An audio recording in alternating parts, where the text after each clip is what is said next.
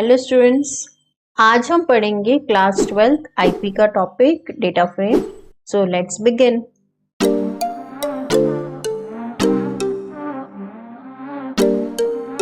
आज हम इस वीडियो में introduction and creation of a data frame cover करेंगे।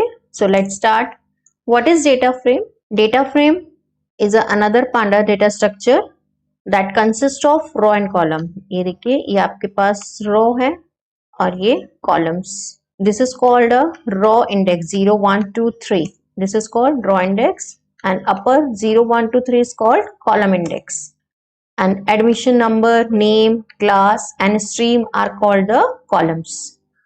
And 1, 2, 3, 4 rows are there. And 102, Anisha, 11th, and humanities is called a data or a attributes. So अगर मैं features की बात करूं, डेटा फ्रेम की कलेक्शन करूं डेटा फ्रेम, तो data frame first another panda structure, 2 dimensional है। 2 dimension means row and column. And heterogeneous data store होता है, हेट्रोजेनियस टाइप का डेटा स्टोर होता है, क्योंकि आपके पास कॉलम्स में देखिए यहाँ पर एडमिशन नंबर में इंटीजर टाइप का डेटा है और नेम में करेक्टर और स्ट्रिंग फॉर्मेट डेटा है। हो सकता है इसमें मार्क्स होते हैं, अगर एक मार्क्स नाम का कॉलम होता तो उसमें फ्लोट डेसिमल वैल्यूज भी हो सकती थी, तो इसीलिए हम इसको हेट्रोजीनियस बोलते हैं। And data frames are mutable. Mutable means हम उसमें साइज और वैल्यू, साइज किसको बोलते हैं? ये हमारे साइज होते हैं, raw index and column index को हम साइज बोलते हैं और ये वैल्यूज है। हम इसमें डेटा फ्रेम की प्रॉपर्टी बहुत अच्छी है कि हम इसमें रॉ इंडेक्स और कॉलम इंडेक्स अपने अकॉर्डिंगली चेंज कर सकते हैं। Clear?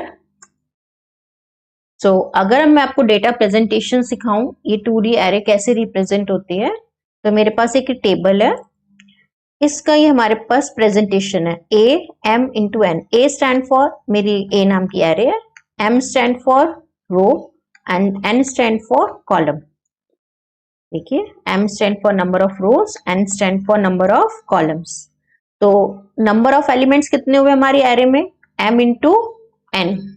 M into N means number of rho into column. देखिए, एक एग्जाम्पल ले लेते हैं। इस पर्टिकुलर टेबल में मेरे पास कितनी रो है? 1, 2, 3। तो M की वैल्यू कितनी हो गई? 3। एंड नंबर ऑफ कॉलम्स कितने हैं यहाँ पर? 1, 2, 3 एंड 4। तो नंबर ऑफ कॉलम्स कितने हो गए? 4। तो how many elements are there? 3 into 4। Total elements कितने हो गए? 12।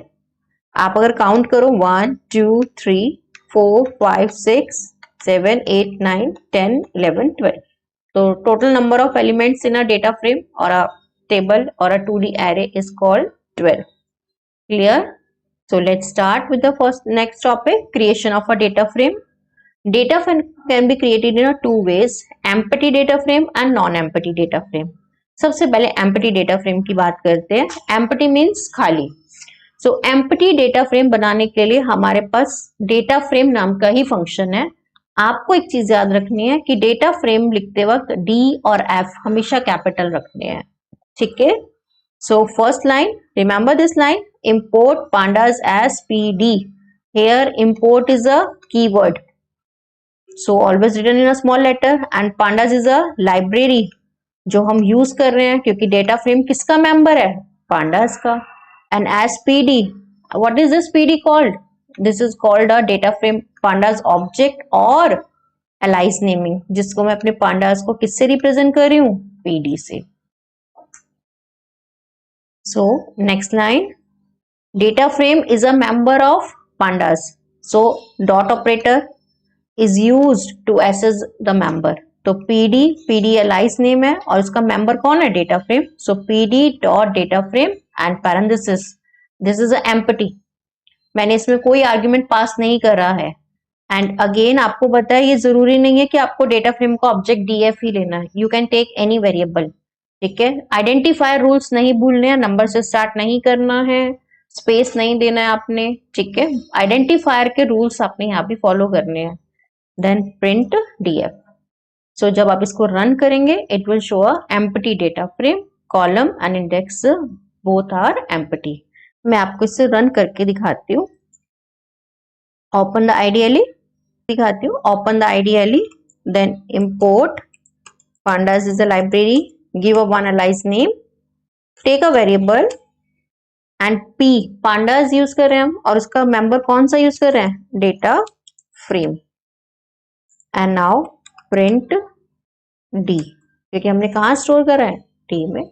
Now run, see empty data frame, no column no index, यानी कि हमारे पास ना ही रो है ना ही कॉलम. क्लियर, कोड क्लियर हो गया. आप स्क्रीनशॉट ले सकते हो इसमें से, आप रन करके देखिएगा आइडियली में, और कोई भी अगर डाउट हो तो मुझे कमेंट जरूर करिएगा.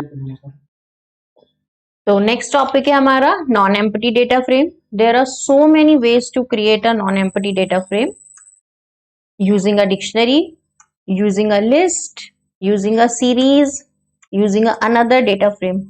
एंड बाइफर्केशन, डिक्शनरी, अगर हमने डिक्शनरी डिक्लेयर करी है तो उसमें हम वैल्यू एज अ लिस्ट भी पास कर सकते हैं, एंडी एरे भी पास कर सकते हैं.